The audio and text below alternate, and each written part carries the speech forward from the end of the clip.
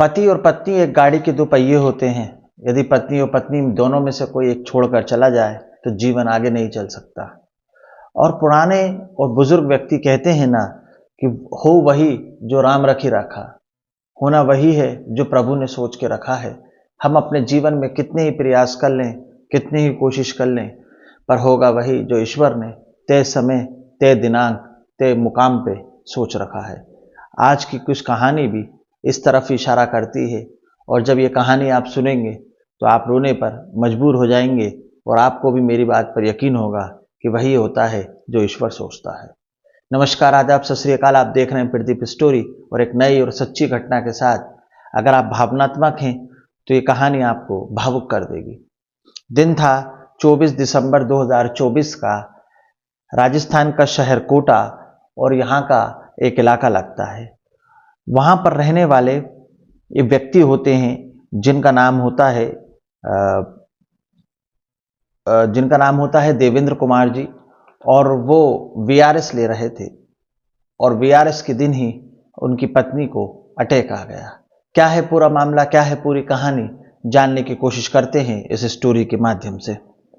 खास बात यह है कि ईश्वर के आगे की जो नीति होती है, ईश्वर जो सोच के रखता है, उसके सामने किसी की नहीं चलती है। दरअसल राजस्थान के शहर कोटा का ये वाक्य है।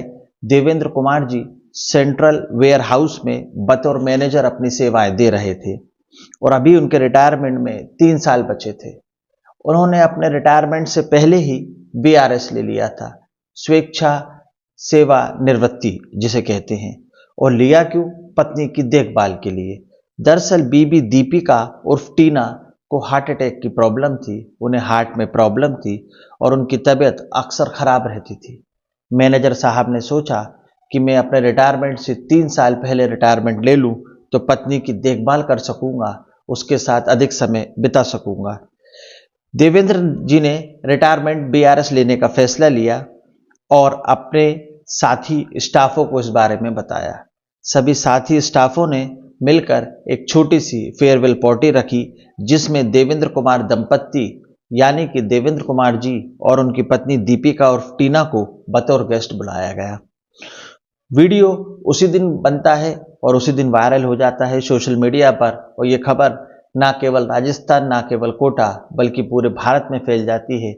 जिसने ये वीडियो देखा, जिसने ये कहानी सुनी, वो भावनात्मक हो गया और अपने आप को रोने से नहीं रोक पाया।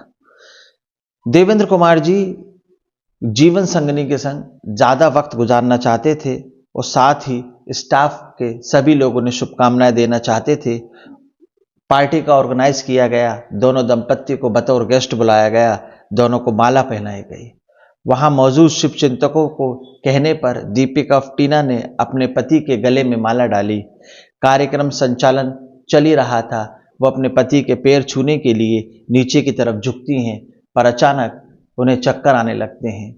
वो कुर्सी पर बैठती हैं, और जब तक देवेंद्र जी कुछ समझ पाते, उनकी गर्दन ढुलक जाती है, गर्दन नीचे की तरफ हो जाती है।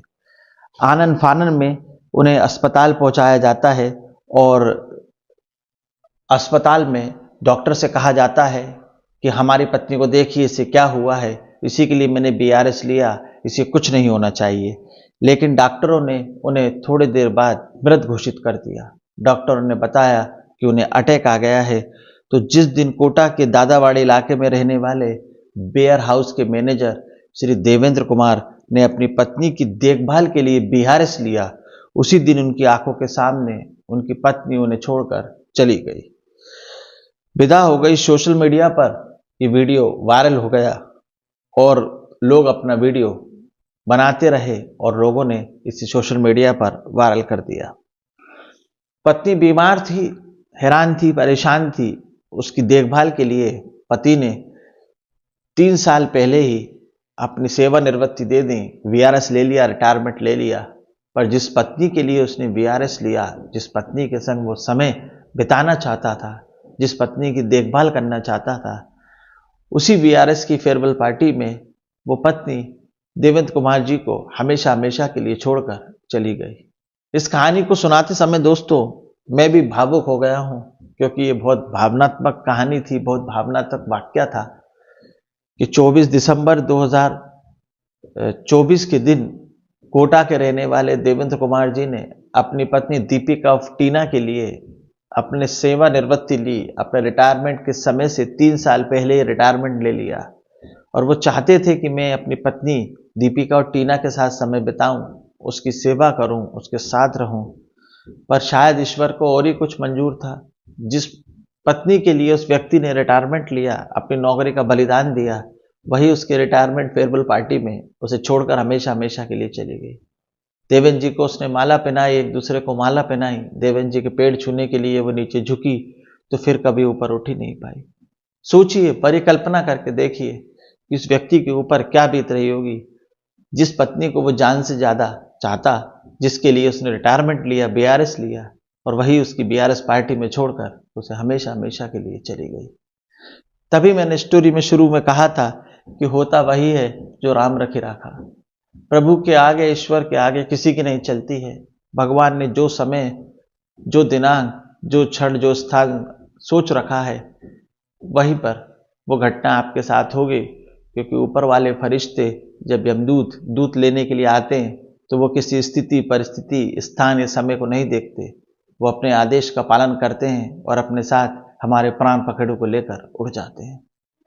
ये कहानी बहुत इमोशनली थी, भावनात्मक थी, दिल को दुख पहुंचाने वाली थी और मेरी आंखों में भी कहानी सुनाते समय आंसू आ गए। मैं भी थोड़ा भावनात्मक हो गया हूं। मैं आपसे क्षमा चाहता हूं क्योंकि मैं थोड़ा भावनात्मक व्यक्ति हूं। इस कहानी को सुनाने का उद्देश्य किसी का दिल दुखाना, किसी के अंतरात्मा को परेशान करना नहीं है, बल्कि आपको इस कहानी से रूबरू कराना था कि पति पत्नी का प्रेम भी इस तरह होता है। और दुर्भाग्य से उसी दिन ये घटना कारित हो गई।